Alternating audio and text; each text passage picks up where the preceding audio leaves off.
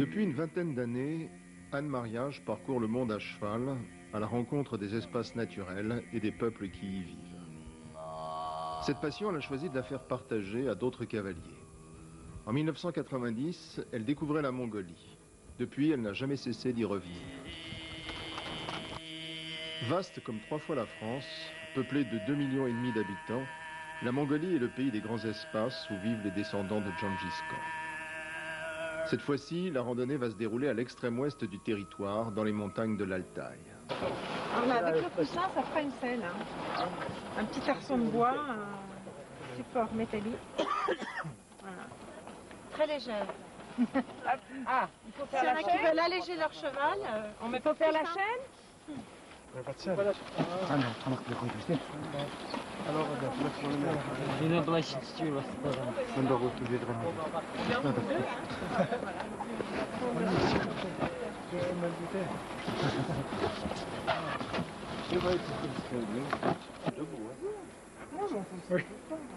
Alors, ça te va cette selle? Ok, adjugé. Ça peut faire, j'en prenais bien une autre, il y en avait une autre. Hein. Ouais, il y en a plein d'autres. Hein. Elles sont toutes les mêmes.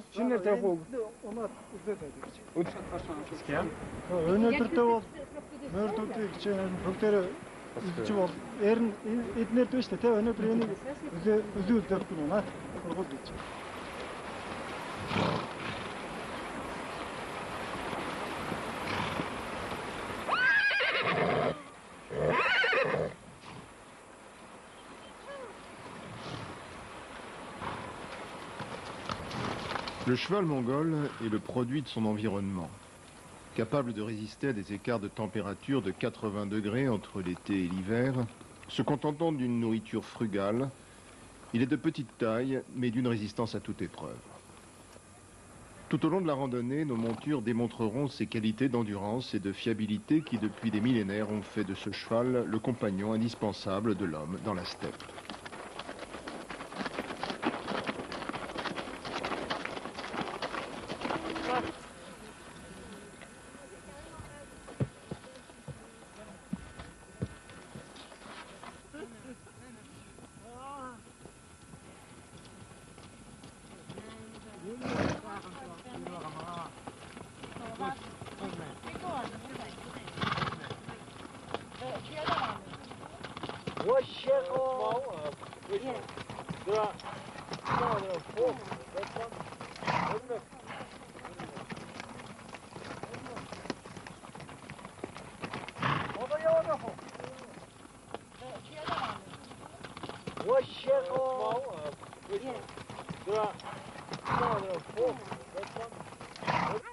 La majorité des habitants de l'Altaï sont des Kazakhs. Ils se différencient de leurs voisins mongols par la langue et la religion islamique, mais comme eux, ce sont des pasteurs nomades, vivant pour la plupart dans des yourtes, appelées aussi guerres, qu'ils déplacent au gré des saisons et des pâturages.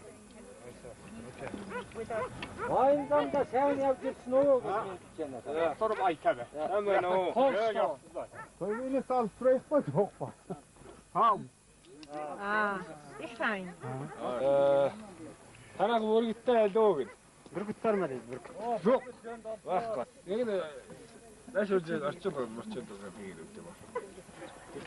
We don't have. Comme chez les Mongols, l'hospitalité envers l'étranger de passage est une tradition à laquelle nul ne saurait déroger. Tout est prétexte pour l'inviter sous la yourte à partager un bol de thé au beurre ou d'ayrak, le lait de jument fermenté.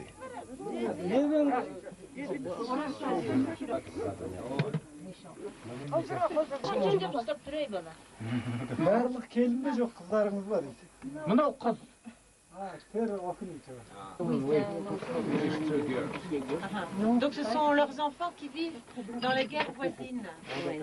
En général, le cercle familial reste réuni. So the difference is in the winter we have more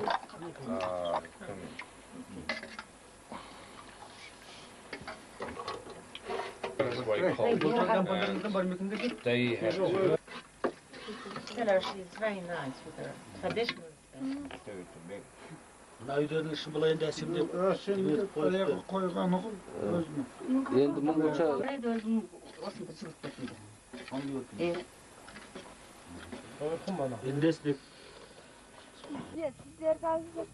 Les Kazakhs ont perpétué la tradition de la fauconnerie qui est probablement née dans cette région d'Asie centrale il y a plusieurs milliers d'années. Pour la chasse au vol, ils privilégient l'aigle royal, en général des femelles pesant jusqu'à 10 kilos.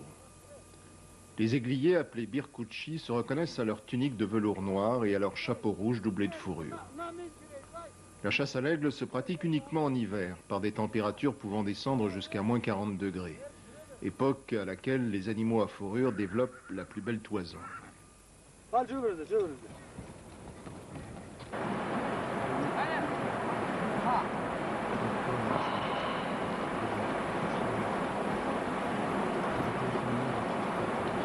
Sen de gittiği birisi koş. Yetti değil mi? Tamam da.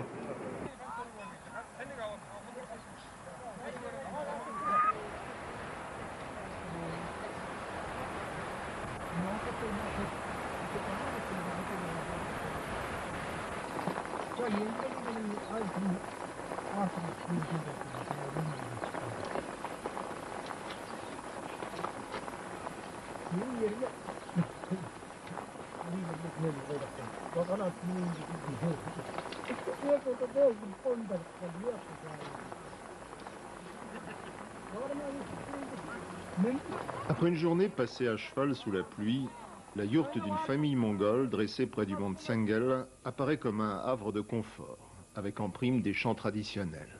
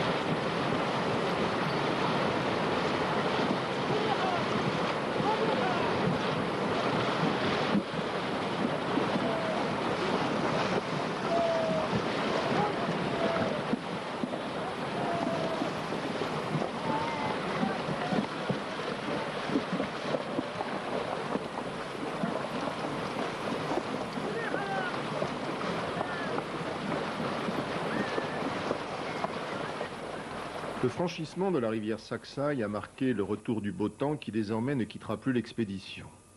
Les cavaliers vont pouvoir profiter à plein des splendides paysages de l'Altaï.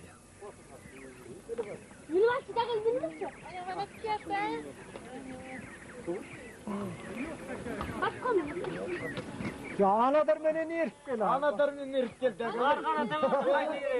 Ya niye gel anadar beni? Vay da diyor böyle.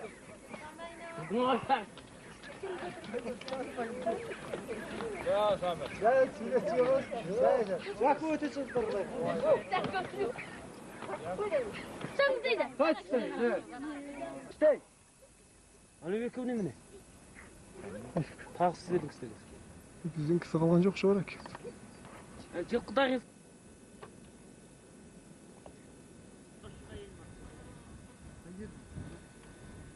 Bas çıkmasa çözümü var. Kartı kadar. Çok şöyle başlıyor.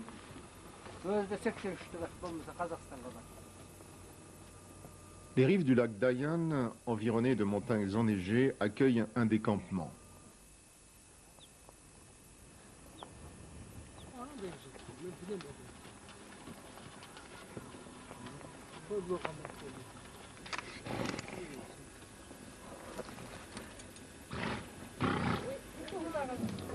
C'est des signes, mais on va partir ce matin dans cette direction. Et on va faire des montagnes enneigées.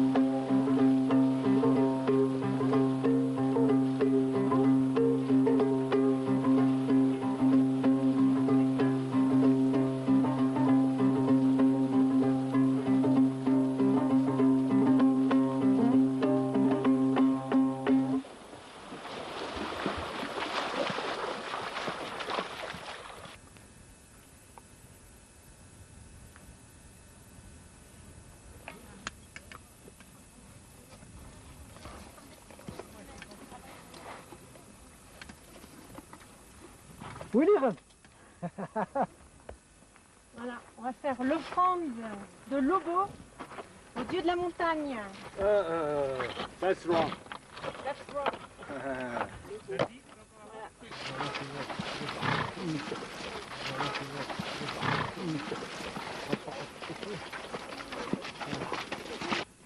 Vai, vai, kamai, kinoa pratka, vai, pai, kebsuudera.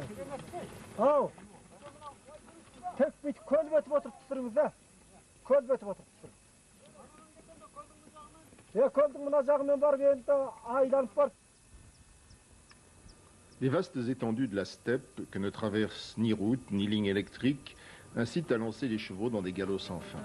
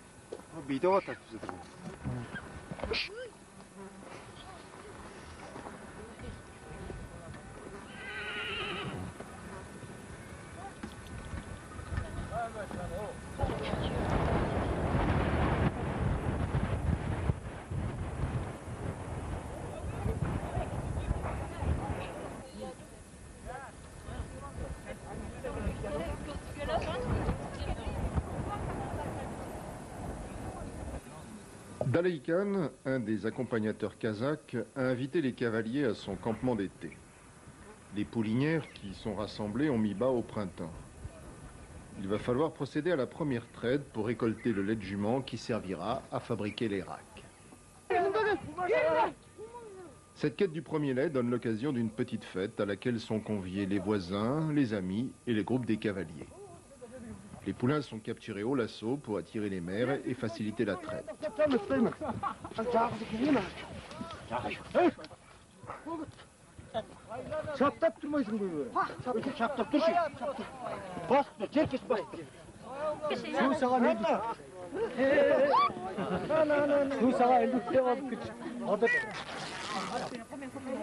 Chaque poulain va bénéficier également d'une marraine, choisie cette fois parmi les cavalières.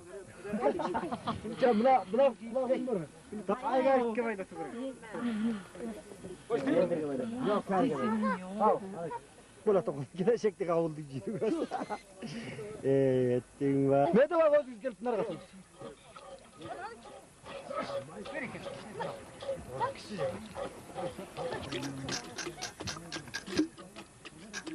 Жоқ іштім өзім ең алды беше бұл құлай ау. Маған бермесін бесе. Кел берме.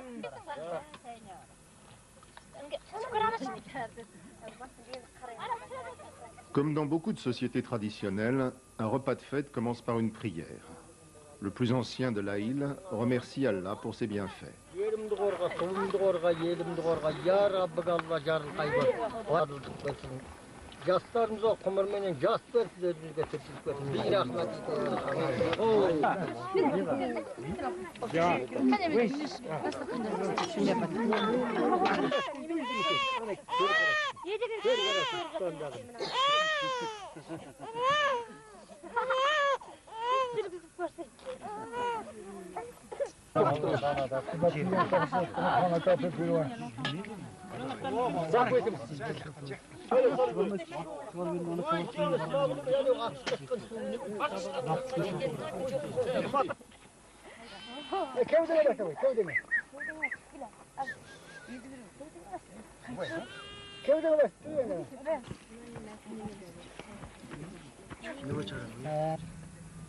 Dalai Khan profite de cette halte à son campement pour montrer son aigle et nous expliquer les techniques de chasse.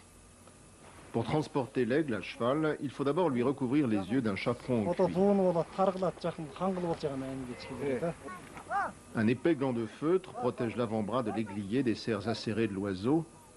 Enfin, une fourche en bois s'appuyant sur la selle permet de soulager le birkouchi du poids de l'aigle. Ainsi équipé, il peut chevaucher des heures jusqu'au lieu de chasse.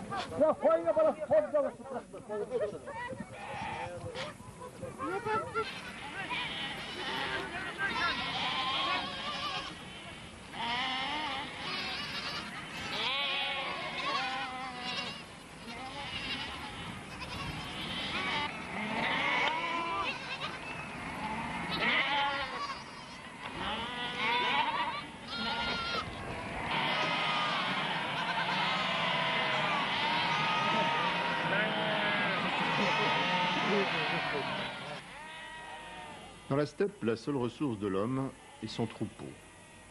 Les rigueurs du climat mongol nécessitent une forte consommation de protéines. Les préférences des nomades vont vers le fromage et tous les laitages qu'ils appellent les produits blancs, ceux que l'on offre aussi aux visiteurs. La façon de barater le lait dans des outres en peau de mouton n'a pas changé depuis l'époque de Gengis Khan.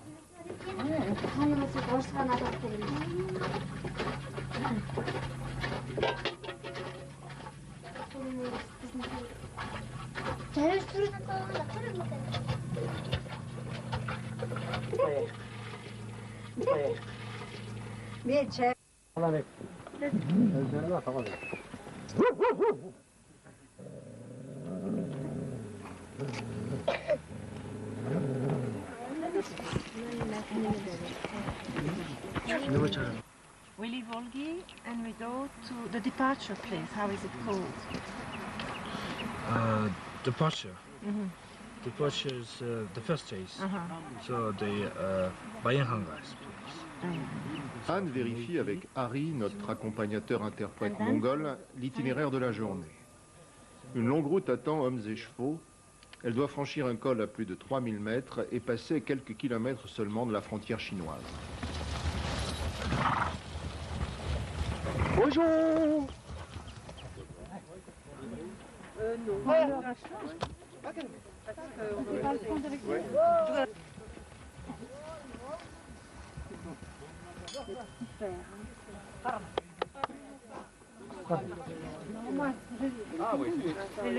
On va bien de maman.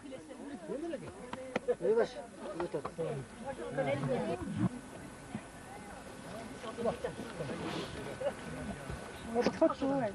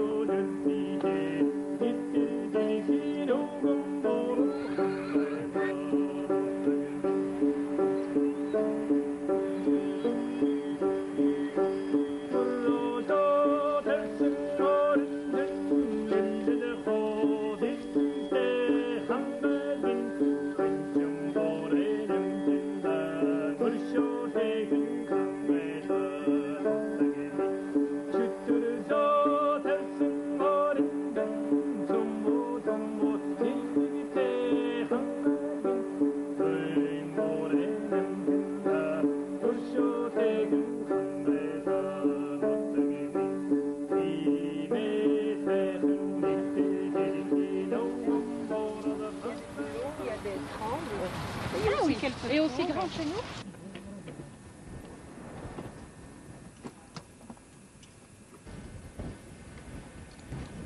Vous savez qu'on est déjà à 3000 mètres là. Hein. Ce col, ce sera le col le plus haut de la randonnée. À combien? Ah, on saura quand on y sera. Personnellement, Ah.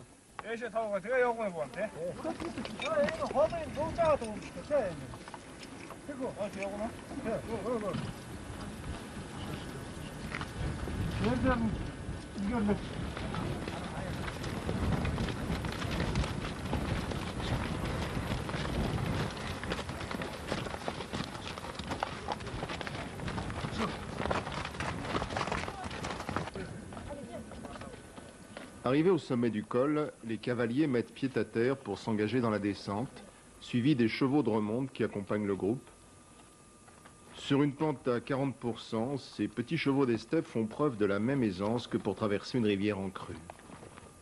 Leur calme, leur sûreté de pied en font des compagnons idéaux de randonnée sur un terrain aussi varié.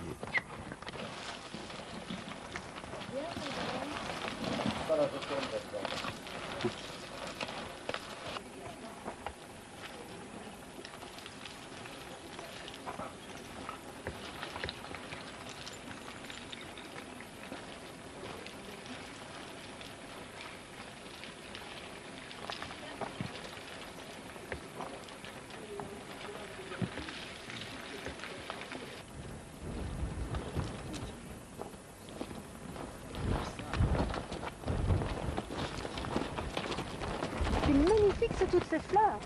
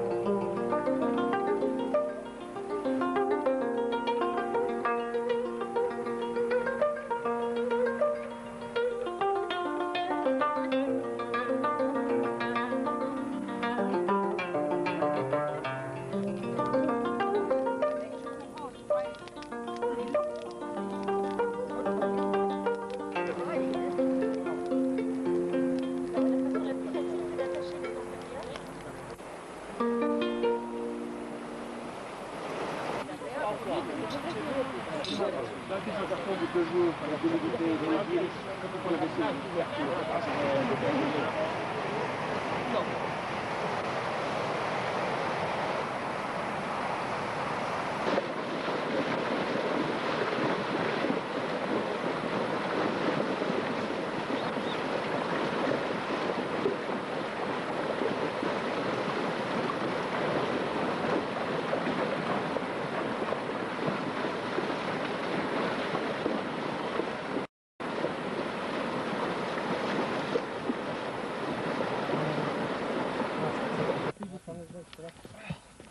En cours de route, il s'avère nécessaire de referrer certains chevaux.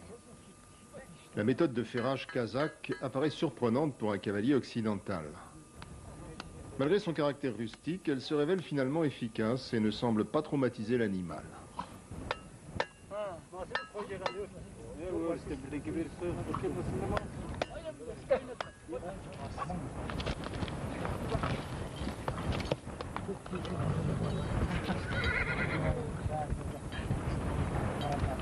So they take the blood and they drink the blood, but just 1 liter. And then they close.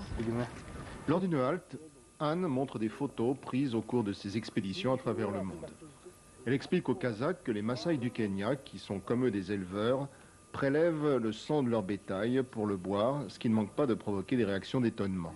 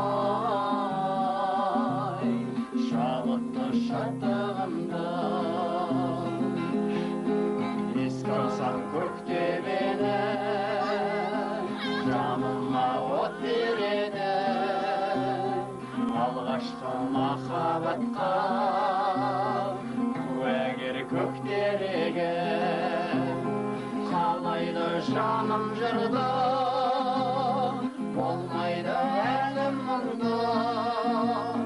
Tek gönül ak yürekte, dostlarım sağındırdı.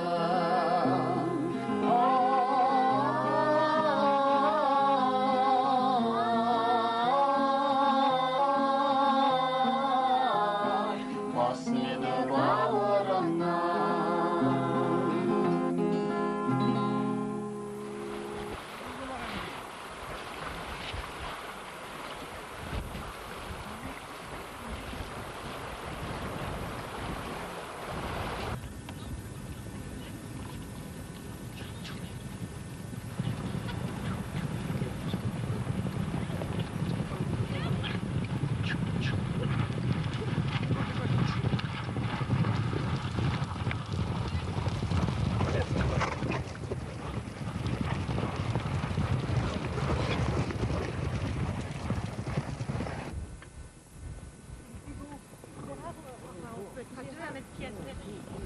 On aurait pu être tous les mois de presse. Pas grave.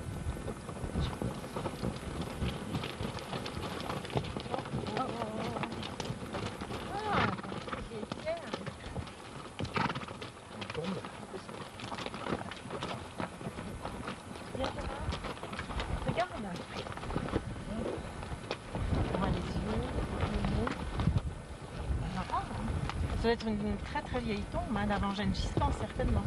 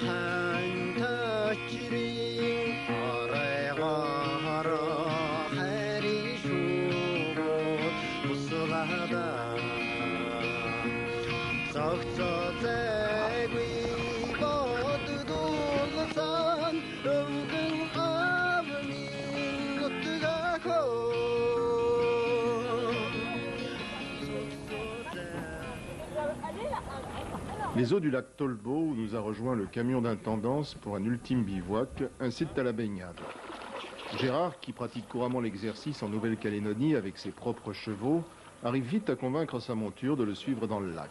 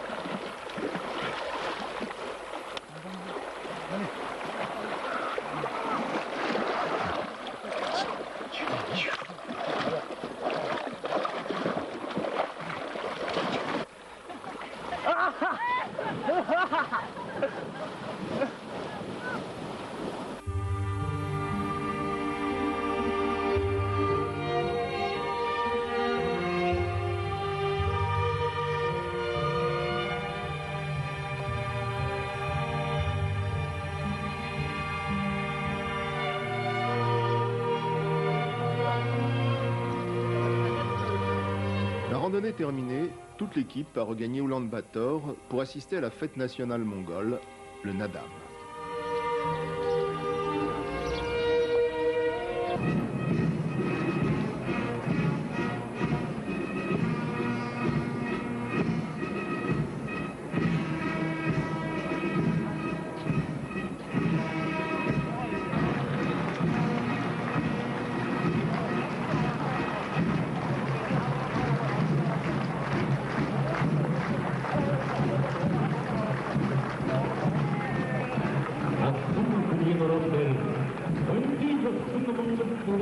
De tous les coins de la Mongolie, participants et spectateurs sont venus célébrer les Jeux de la Steppe qui plongent leurs racines dans un passé à la fois glorieux et lointain.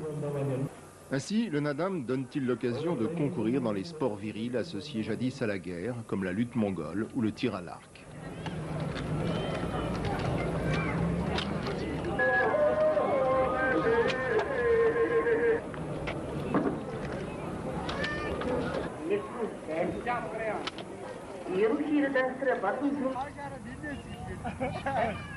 Dans la plaine qui entoure Oulan-Bator, un immense campement de tentes et de yourtes s'installe.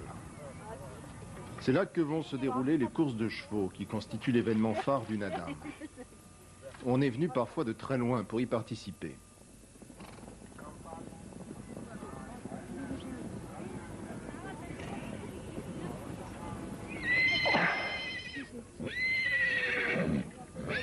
La particularité de ces courses, c'est d'être réservée à des enfants de 6 à 12 ans qui vont défendre l'honneur de la famille, du village ou de la tribu. Elles représentent pour ces jeunes concurrents un véritable test de leurs qualités équestres et physiques, puisque ces compétitions se déroulent sur des distances allant de 18 à 40 km. Quant aux chevaux, ils ont été soigneusement sélectionnés et entraînés en vue de cette épreuve. Ils sont l'objet de soins attentifs, crinières et queues sont brossées et nouées. On a aussi sorti pour l'occasion les plus beaux harnachements, ainsi que la traditionnelle selle mongole en bois recouverte de velours et bordée de lamelles d'argent ouvragées.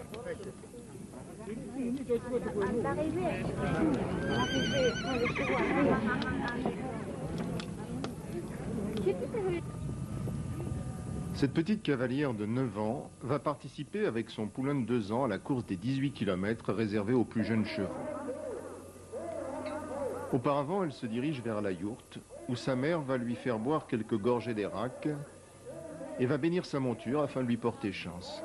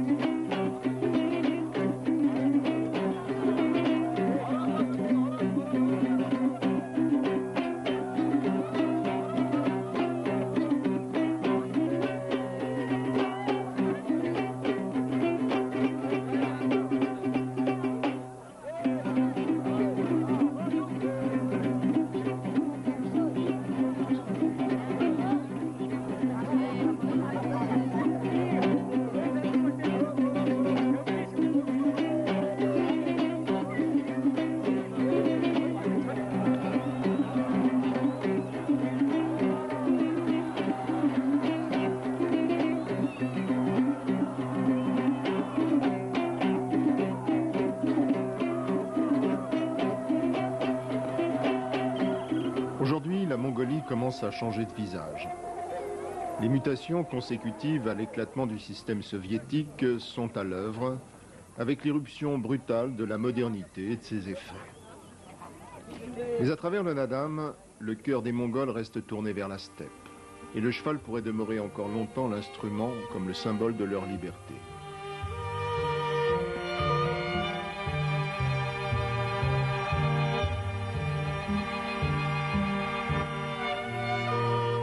Une liberté et des espaces que des cavaliers venus d'ailleurs ont partagé un instant, comme on partage un bol d'Hérac le soir dans les immensités de l'Altaï.